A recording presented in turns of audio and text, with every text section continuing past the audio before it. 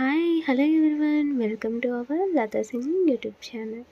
ఈరోజు మన వీడియోలో అయితే సమ్మర్ స్పెషల్ మామిడికాయలతో మామిడికాయ బెల్లం కర్రీ అనేది ఎలా ప్రిపేర్ చేసుకోవాలో ఈ వీడియోలో నేను చూపిస్తానండి. మన ఛానల్ ఎవరైనా కొత్తగా చూస్తున్నట్లయితే వీడియో లైక్ చేసి ఛానల్ని సబ్స్క్రైబ్ చేసుకోండి.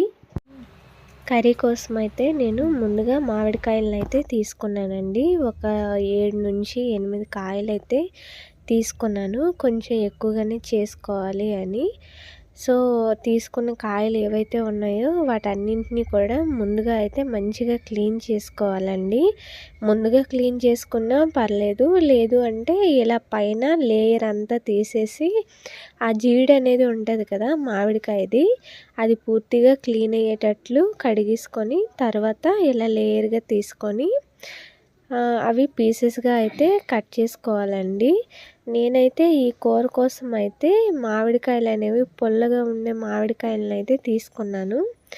కర్రీ అనేది మంచిగా పుల్లగా, అలాగే మనం బెల్లం వేస్తాం కాబట్టి తీయగా ఉండేటట్లు రావాలి అంటే మామిడికాయలు అనేవి మనం ఎంత పచ్చిగా ఉండేవి తీసుకుంటే, పుల్లగా ఉండేవి తీసుకుంటే కర్రీ అనేది అంత బాగా వస్తుందన్నమాట.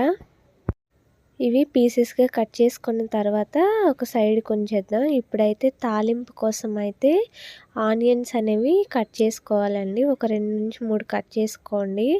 అలాగే పచ్చిమిర్చి వేసుకోవాలనుకుంటే పచ్చిమిర్చి వేసుకోవచ్చు. నేనైతే ఎండుమిర్చి వేసాను.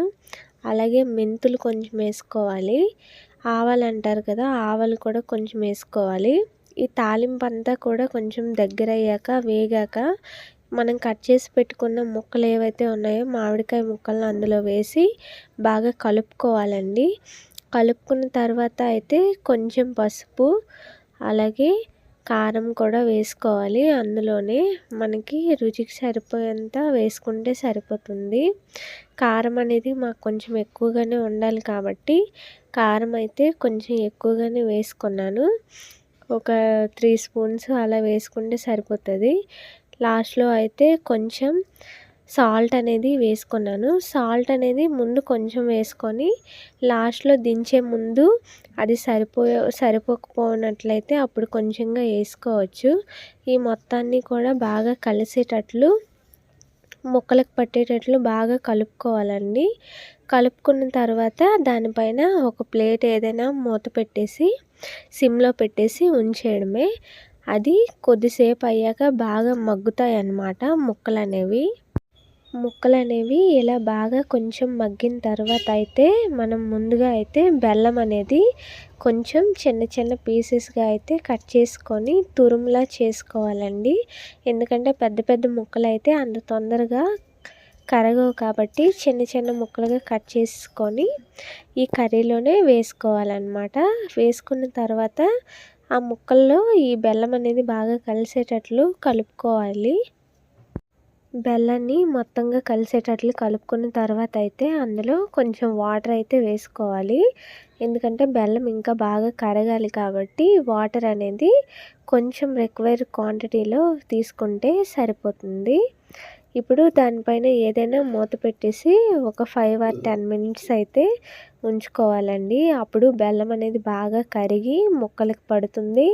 అలాగే ముక్క అనేది ముందుగా మనం కొంచెంగానే మెత్తబడేటట్లు మూత పెట్టుకున్నాం కాబట్టి ఇప్పుడు బెల్లం వేసిన తర్వాత ఆ ముక్కలు అనేవి ఇంకా మెత్తగా ఉడుకుతాయి అన్నమాట. సో కర్రీ కూడా అప్పుడు చాలా బాగుంటుంది. బెల్లం అనేది మీరు ఎంత టేస్ట్లో మీకు స్వీట్నెస్ కావాలి అని అనుకుంటున్నారో అంత తీసుకుంటే సరిపోతుంది. నార్మల్గా అయితే ఒక 1 kg ముక్కలకైతే బెల్లం అనేది ఒక 2 కప్పులు అలా తీసుకోవాలి. నేనైతే ఇక్కడ తక్కువగానే తీసుకున్నాను, మరీ ఎక్కువగా కాకుండా. కర్రీ అంతా దగ్గర అయిపోయిన తర్వాత అయితే ముందుగా సాల్ట్, అలాగే స్వీట్నెస్ అంతా సరిపోయిందో లేదో చూసుకోండి. ఇన్ కేస్ సరిపోయినట్లయితే అప్పుడు యాడ్ చేసుకోవచ్చు. మాకైతే కర్రీ అనేది చాలా బాగా వచ్చిందండి. స్వీట్నెస్, అలాగే పులుపు అంతా కూడా చాలా బాగా సరిపోయిందనమాట. మీకు ఈ వీడియో నచ్చిందా?